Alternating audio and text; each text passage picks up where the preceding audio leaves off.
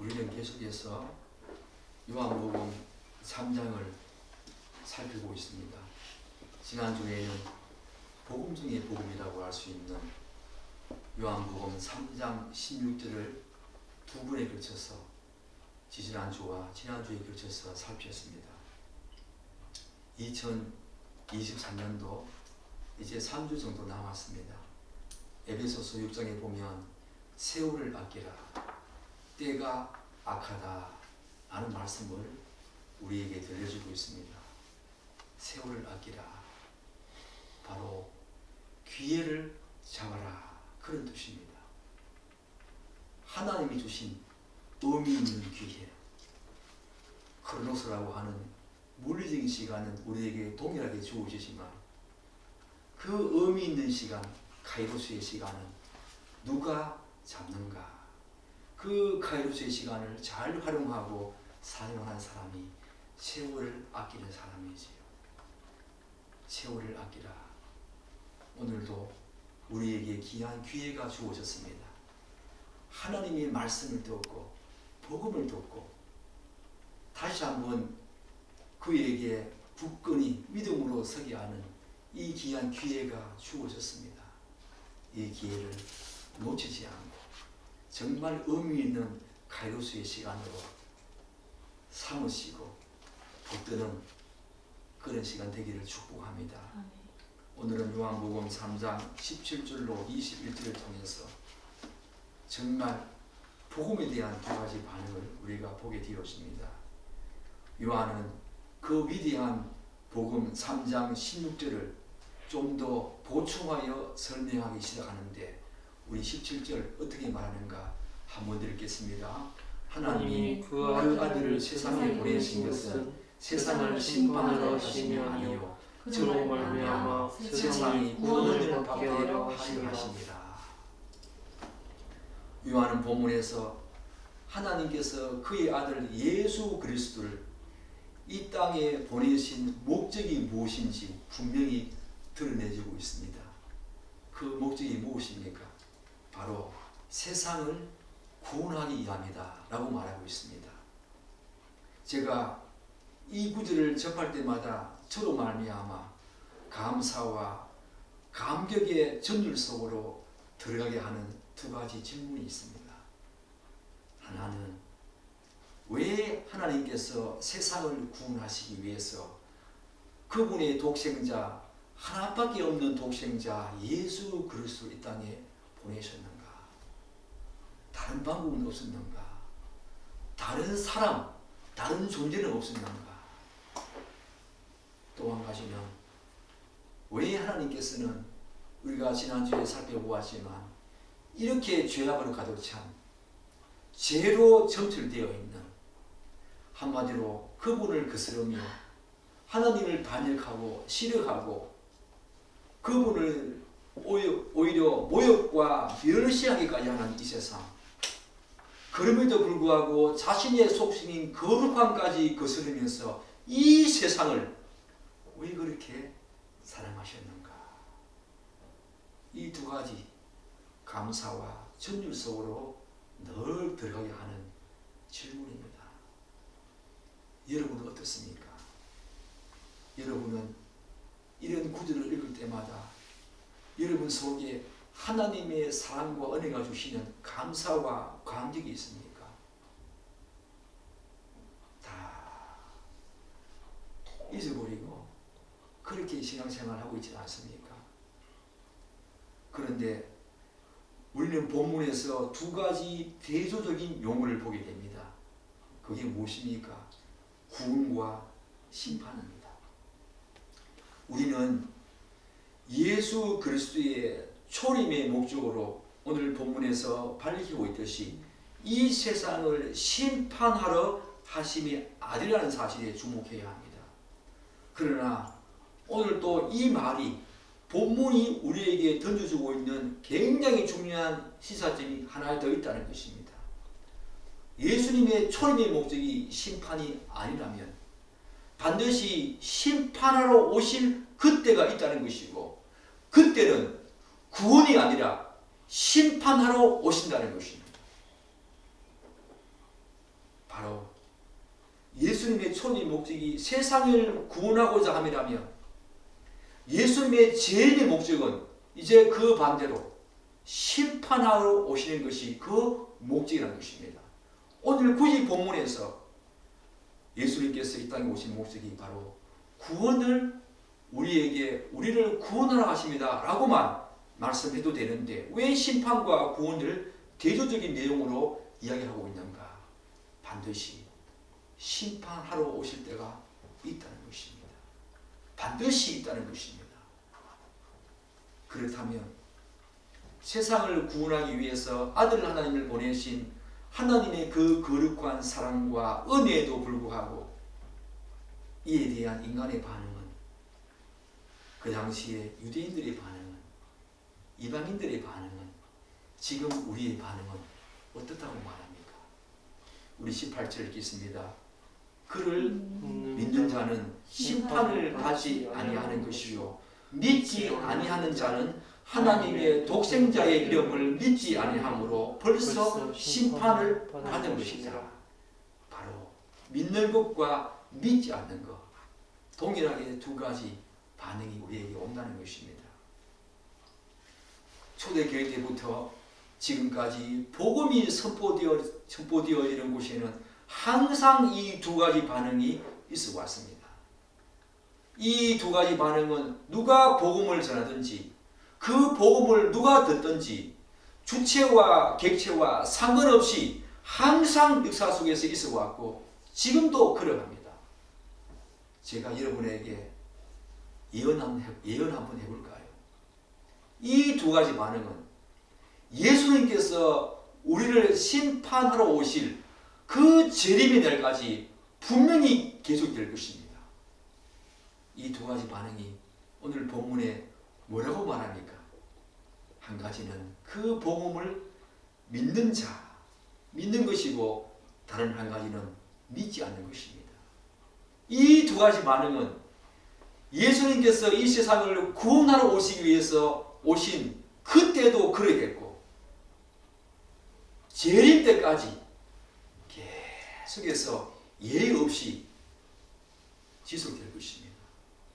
이에 대해서 우리에게 굉장히 중요한 내용, 복음을 듣는 것에 대한 반응에 대해서 사도행전 7장 30절부터 33절은 굉장히 중요한 시사점을 우리에게 던져줍니다.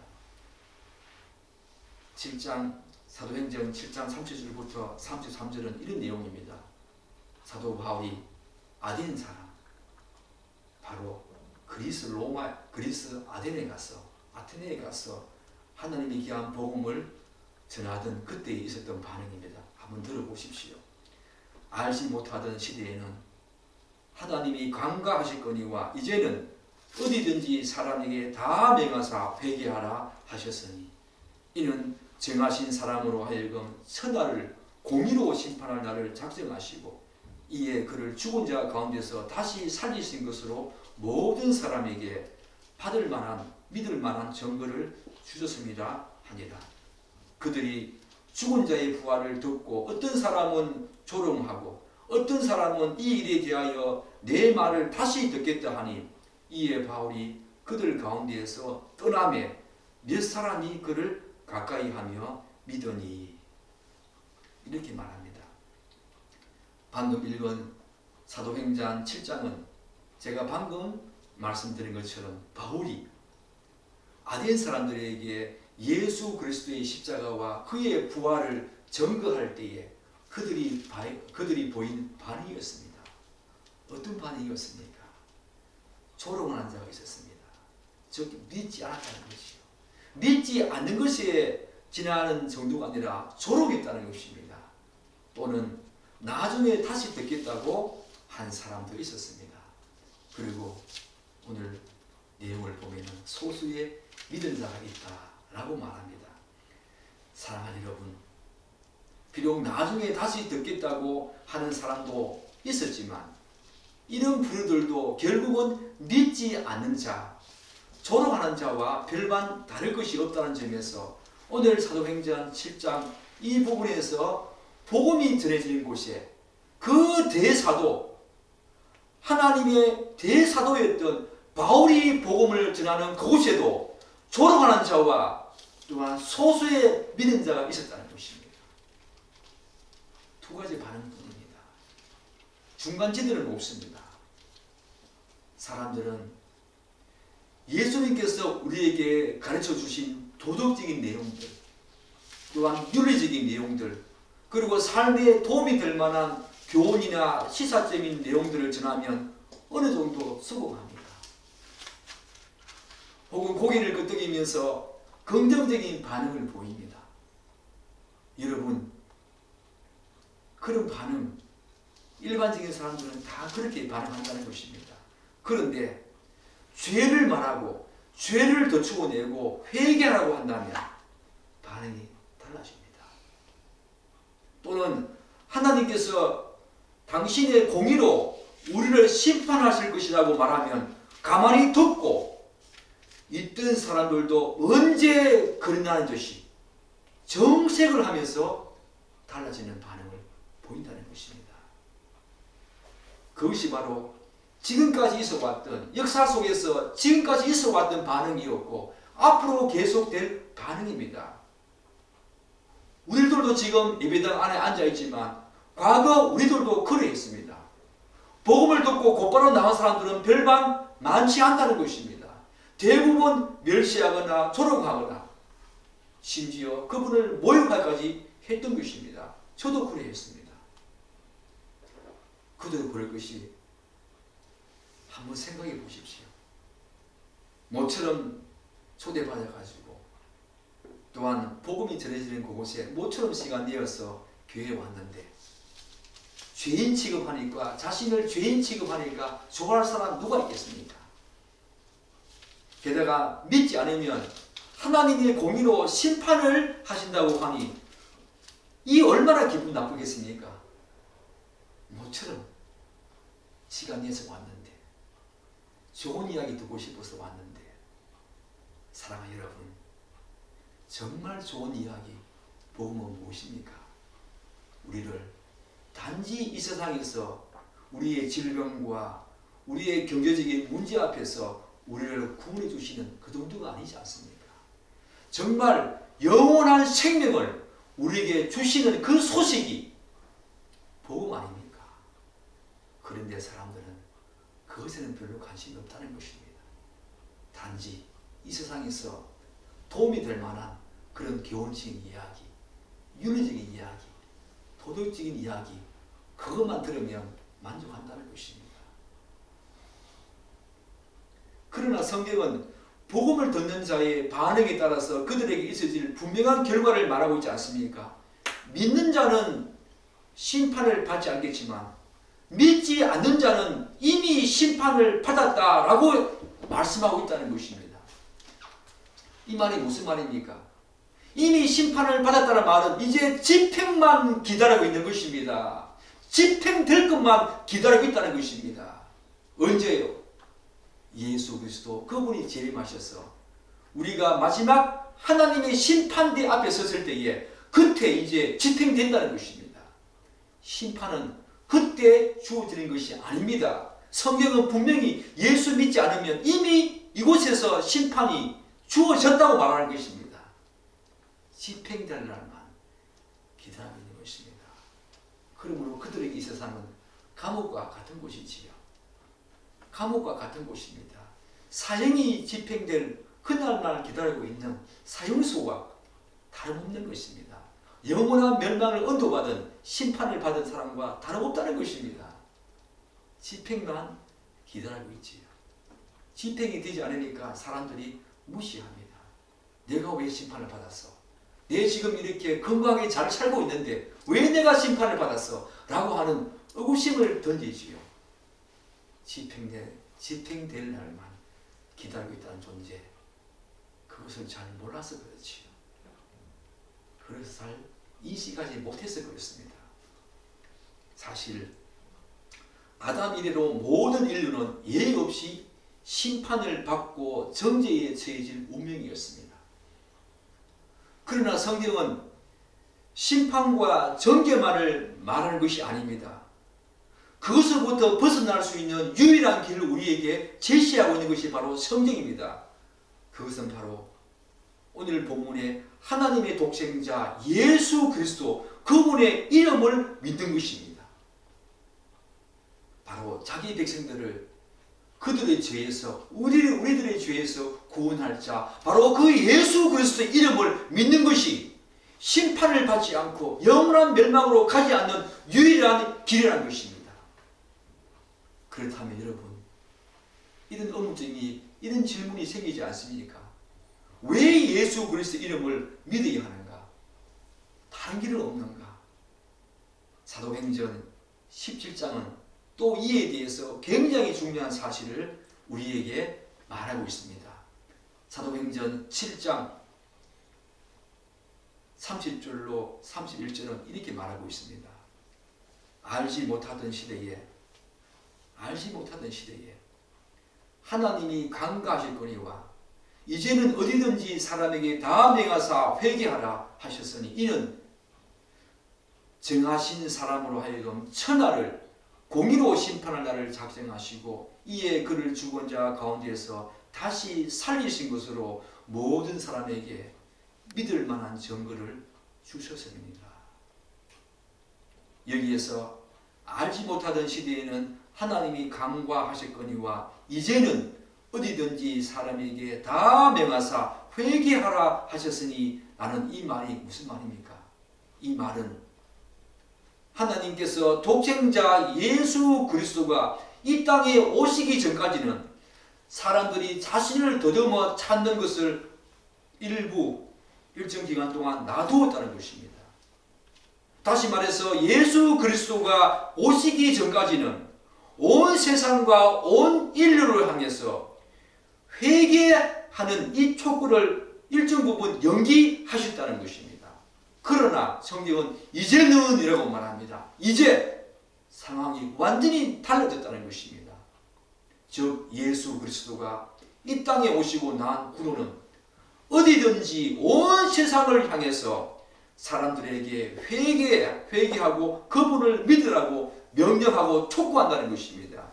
그분이 오시기 전까지 연기하고 미루어 두었던 이 놀라운 사실을 이제 그분이 오시고 난 이후에는 어디든지 모든 사람, 모든 인류에게 회개하라고 촉구하고 우리에게 명령하고 있다는 것입니다. 그래서 그 복음을 듣고 회심 여부에 따라서 공의로 심판하시겠다는 것입니다. 따라서 예수 그리스도 오신 이후로 사는 사람들, 여러분과 저는 영원한 심판과 정죄를 받지 않고 구원을 얻기 위해서는 오직 예수 그리스도, 솔라 그리스도, 예수 그리스도, 솔라 예수 그리스도, 온리 예수 그리스도, 바로 그분, 다른 길은 없습니다. 그분만을 믿고 회개해야 한다는 것입니다. 사도행전 17장 32절은 그 이유가 무엇인지 우리에게 다음과 같이 선포하고 있습니다. 이는 정하신 사람으로 하여금 천하를 공의로 심판할 날을 작정하시고 이에 그를 죽은 자 가운데서 다시 살리신 것으로 모든 사람들에게 믿을 만한 증거를 주셨다라고 말합니다. 이 말이 무슨 말입니까? 하나님께서는 예수 그리스도를 모든 인류의 대속물로 십자가에 죽게 하셨다가 그를 다시 살리신 이 놀라운 역사적인 사실을 모든 사람들이 믿을 만한 확실한 정보로 주셨다는 것입니다. 이 사실이 중요합니다. 우리가 예수 그리스도를 왜 믿어야 하는가? 왜 그분의 이름을 믿어야 하는가? 라고 한다면 바로 이 지점에서 그 내용과 그 이유가 드러나는 것입니다. 예수 그리스도의 십자가 죽음과 또한 부활, 이것이 우리에게 이제 믿을 만한 정보로, 객관적인 사실로 믿을 만한 정보로 우리에게 주어졌기 때문입니다. 사랑하는 여러분, 복음이 바로 그런 것입니다.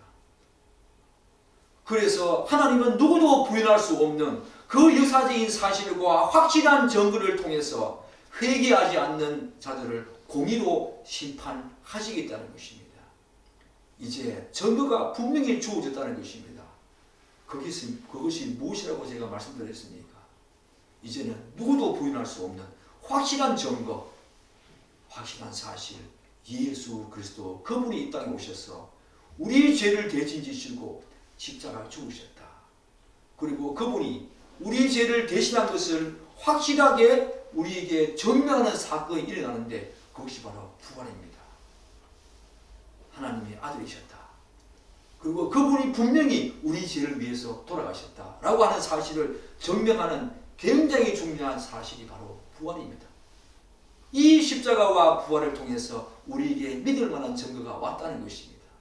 그래서 누구도 부인할 수 있는 이 믿을 만한 증거 앞에서 그분을 믿지 않은 사람들은 이미 하나님의 공의로 심판을 받은 것입니다. 집행될 날만 기다리고 있는 것입니다.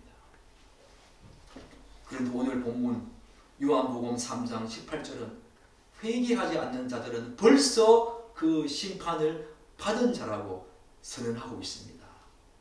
벌써 심판을 받은 것이니라. 이 말은 완료 시제입니다.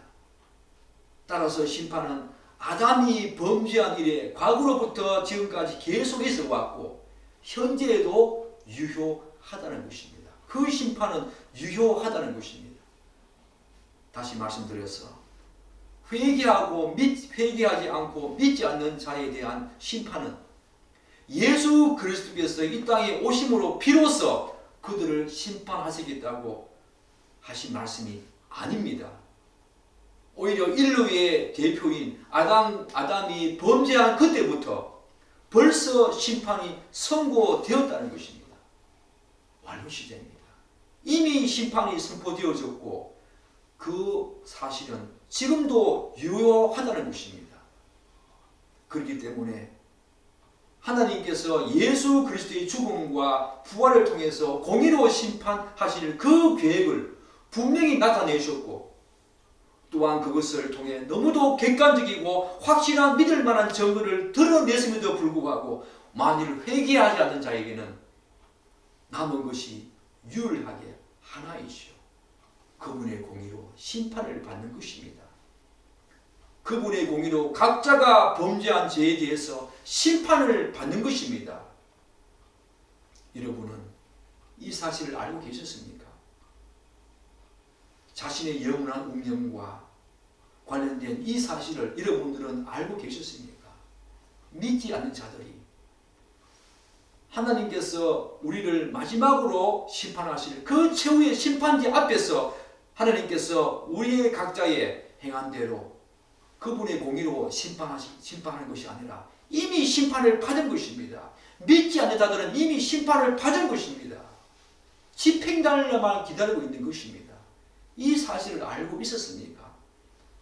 자신의 영원한 운명이 믿지 않음으로 말미암아 회개하지 않음으로 말미암아 이미 이 땅에서 심판을 받았다는 사실을 여러분들은 알고 있었습니까? 제가 요즘 가끔 가다가 베스트 극장이라든지 어떤 사람의 인물에 대해서 가끔 유튜브를 통해서 보는데 제가 아내에게 이 말 했습니다. 송창식 씨가 과거에 이런 말 했더라고요. 죽음은 즐거운 것이다. 죽음이 가까운다는 것은 해결이 가까워온다는 것을 의미한다. 저는 이 말을 굉장히 철학적으로 그리고 신학적으로 이해했습니다.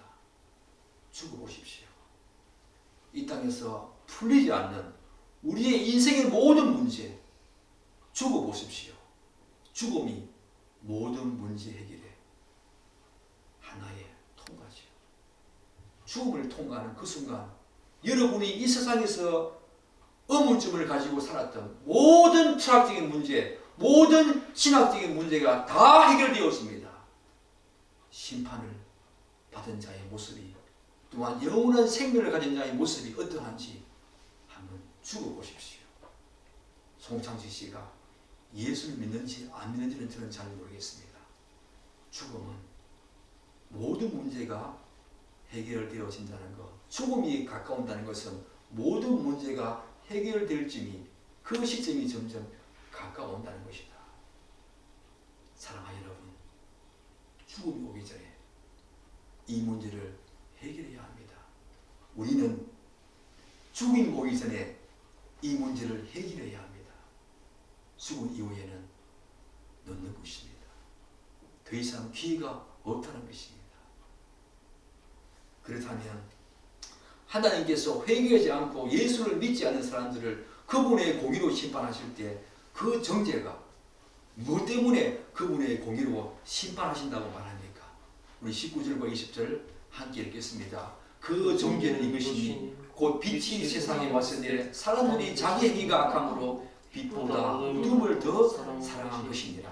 악을 행하는 자마다 빛을 미워하여 빛으로 오지 아니하나니 이는 그 행위가 드러날까 함이요.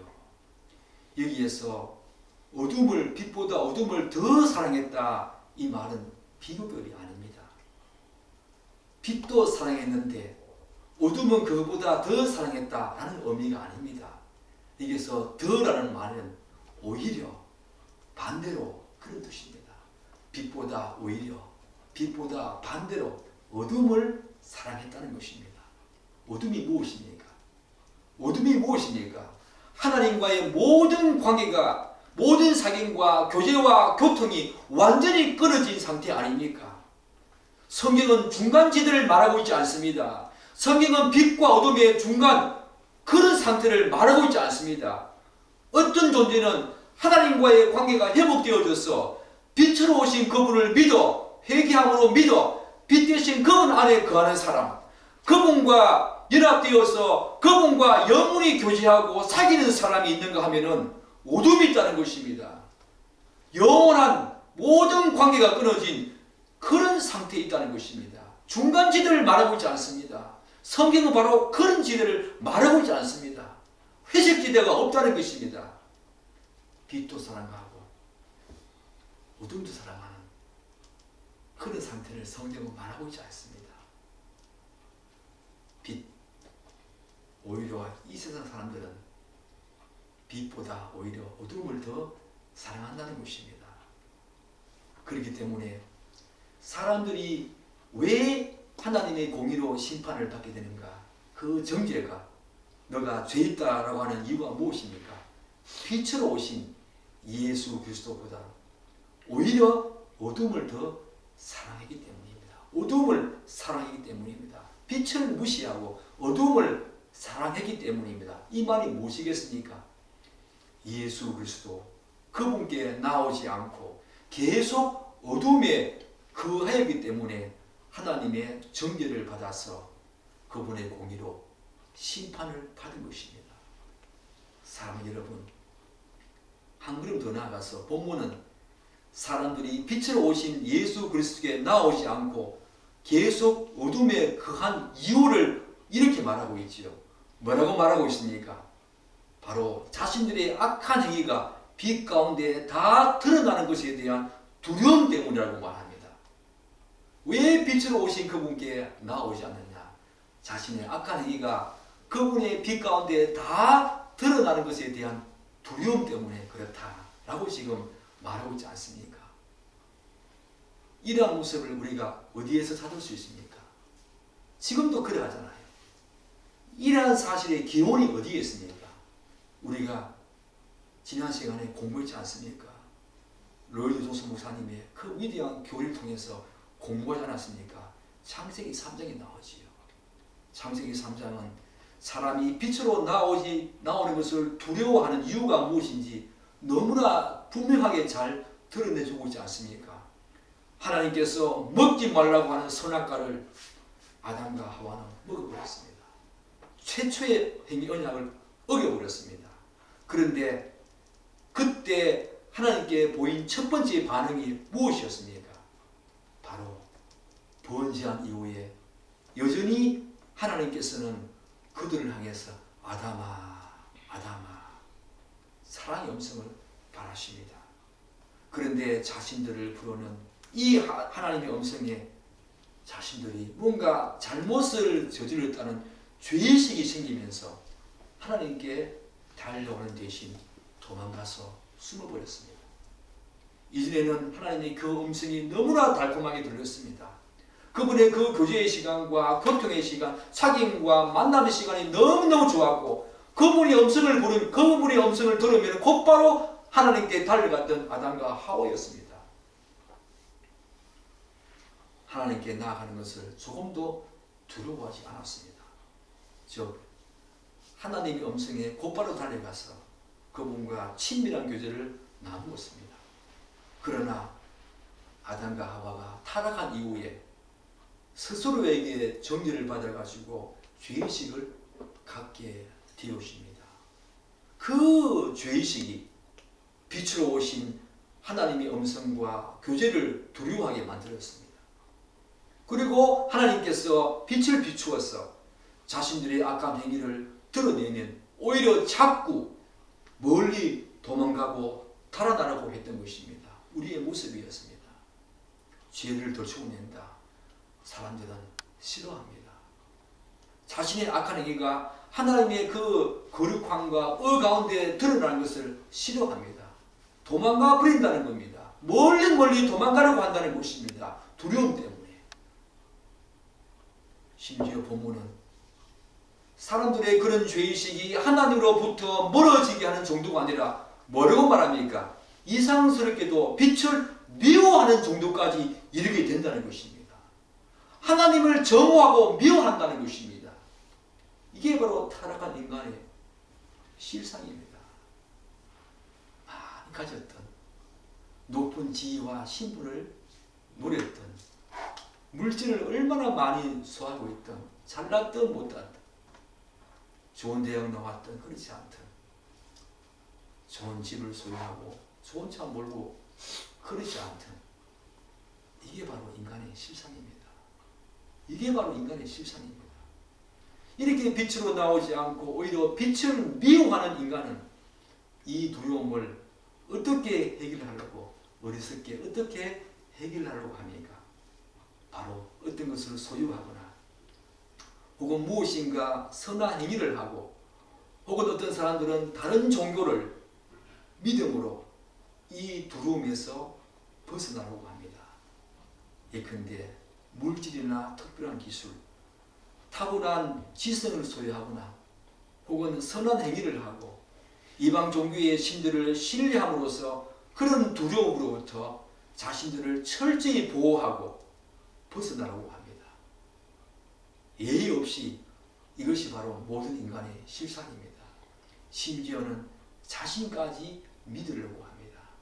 자식을 신뢰합니다. 자신을 신뢰합니다. 인간의 실존이자 실상입니다. 왜 인간은 하나님을 만나기 전에 그런 죄의식에서 벗어나기 위해서 그런 것들을 신뢰하는가? 사랑하는 여러분 그 해답 아시지요? 그 해답은 모든 인간은 하나님의 형상과 모양대로 지음받았기 때문입니다. 하나님의 형상과 모양대로 지음받았다는 말 무슨 말입니까? 그분의 의와 거룩함으로 지적이고 도덕적인 유사성을 가지고 영적이고 인격적인 능력과 기능을 하나님의 형상과 모양대로 지음받았다는 것은 바로 그것을 의미한다. 하나님의 의와 거룩함, 그분의 지적이고 도덕적인 유사성, 인격적이고 영적인 기능과 역할을, 능력을 우리에게 부여했다는 것입니다. 그런데 이런 부분들은 아담과 하와의 타락으로 인해서 일부 상실된 것도 있지만 심각하게 왜곡되어졌고 또한 손상되어진 상태로 여전히 우리에게 남아있다는 것입니다. 그것이 바로 우리에게 영적인 부분들이 있다는 것입니다. 종교성이 있다는 것입니다. 최초의 인간 아담은 하나님과 교제하고 교통할 수 있는 영적인 기능과 또한 능력들을 부여받았습니다. 이러한 이유 때문에 인간은 하나님을 만나기 전 끊임없이 무엇인가를 추구하면서 자신의 영혼의 안식과 평강과 자유를 누리려고 합니다. 인간에게 있는 타고난 종교성입니다. 자기 자신을 추구하든지 물질을 추구하든지 이방 종교의 어떤 신들을 추구하면서 구도하든지 끊임없이 자신의 목마름과 영혼의 목마름과 갈증을 해소하기 위해서 무엇인가를 끊임없이 추구하며 사는 존재가 인간입니다. 하나님을 만나기 전에 인간은 다 그렇다는 것입니다. 여러분 분하시겠습니까? 나는 그러지 않았는데. 아닙니다, 여러분. 자기 자신조차 자기 자신이 바로 여러분의 추구의 대상이 되었던 것입니다. 나는 나를 다른 어떤 것들이 아니라 나를 믿음으로 말미암아 내가 자신의 존재와 자신의 우상과 신이 되어서 그렇게 살아왔던 것입니다. 다른 종교가 아니더라도, 물질이 아니더라도, 성공과 번성이 아니더라도, 건강이 아니더라도, 자식이 아니더라도 그런 것을 추구하면서 계속해서 우리의 영혼의 목마름과 갈증을 해소하고자 했던 것이 우리의 실상이었습니다. 왜 그렇습니까? 인간에게는 왜곡되었지만 뭔가 영적인 것을 추구하고자 하는 종교성이 있기 때문입니다. 하나님 만나기 전에는 모두 그러했습니다. 그러나 그러한 인간의 종교성은 그 어떤 것들로도 채워지지 않습니다. 오히려 더 목마름과 갈증이 심각해지고 심해진다는 것입니다. 하나님의 형상과 모양대로 지음받은 인간은 오직 하나님과의 진실된 교제와 사귐과 만남 속에서, 교통 속에서 죄로 인한 정죄와 심판에서 벗어나서 영원한 안식과 평강과 자유를 누릴 수 있는 것입니다. 하나님은 그렇게 인간을 지었습니다. 하나님 만나기 전 여러분들은 무엇을 추구하며 살았습니까? 돈입니까? 집입니까? 학벌입니까? 높은 지위와 신분입니까? 이 세상에서 말하는 수많은 성공들입니까? 이방 종교입니까? 자기 자신입니까? 자식들입니까? 여러분들의 왜곡된 종교성이 어떤 식으로 발로되었는지 저는 잘 모르지만 우리 인간은 그러했다는 것입니다. 진실로 하나님을 만나기 전까지. 사랑하는 여러분, 오직 하나님만이 정말로 두려워해야 하고 또한 두려워할 필요가 있는 바로 그 정죄와 심판으로부터 우리를 구원하실 수 있습니다. 이를테면 이 땅에 빛으로 오신 예수 그리스도만이 정죄와 심판의 원인인 죄를 근본적으로 해결할 수 있는 유일한 분이라는 것입니다. 사랑하는 여러분, 사도행전 4장 12절은 이렇게 말하고 있지요. 다른 이로서는 구원을 받을 수 없나니 천하 사람 중에 구원을 받을 만한 다른 이름을 우리에게 주신 일이 없습니다. 바로 예수 그리스도 그분만이 우리의 영혼의 문제, 죄와 사망의 문제를 해결할 수 있는 유일한 분이라는 것입니다. 그분 외에는 다른 길이 없다는 것입니다. 다른 길이 있으면 좋겠습니다. 그러나 그분만이 유일한 길이고 절대적인 진리라는 것입니다. 사랑하는 여러분, 복음이 여러분들에게 죄를 덧추어내고 밝히 보이고 있습니까? 더 이상 숨지 말고 빛 대신 예수 그리스도께 나오십시오. 어리석게 하나님만이 채워줄 수 있는 이 영혼의 안식과 평강, 죄와 사망의 어떤 문제, 그런 것들을 통해서 하나님만이 채워줄 수 있는 것을 다른 것들을 통해서 대리만족하려고 채우려고 하지 마십시오. 우리에게 죽음이 점점 가까워오고 있습니다. 죽음 이후에는 우리에게 기회가 없습니다. 세월을 아끼라. 때가 악하다. 이때는 사단과 마귀가 극단적으로 우는 사자와 같이 믿는 자조차 삼키려고 하는 그런 시대 아닙니까? 우리가 살아가는 이 시대의 문화와 가치를 한번 보십시오. 모든 것들이 하나님으로부터 점점 멀어지게 하는 것들로 가득 차 있습니다. 뉴스를 한번 보십시오. 책을 한번 보십시오. 온갖 우리에게 들려오는 소식은 암울하고 또한 너무 비극적입니다. 이 세상은 하나님으로부터 점점 멀어지게 하는 것들로 가득 차 있습니다. 세월을 아끼십시오. 지금 떨어지고 있는, 선포되고 있는 이 복음을 여러분 붙드십시오.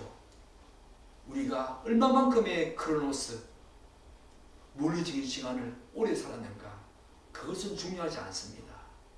카이로스, 그분 안에서 얼마만큼의 의미 있는 시간을 그분과 진정으로 교제하면서 사귀면서 교통하면서 그분과 얼마나 의미 있는 시간을 가졌는가. 성경은 그렇게 우리의 존재를, 우리의 삶의 가치를 판단하고 있다는 것입니다. 하나님은 믿는 사람조차 그분의 최후의 심판대 앞에서 우리가 얼마만큼의 카이로스의 시간을 살았는지 분명히 우리에게 심판하실 것입니다. 분명히 그것을 다 드러내시고 우리에게 판단하실 것입니다. 세월을 아끼십시오. 복음 안에 거하십시오.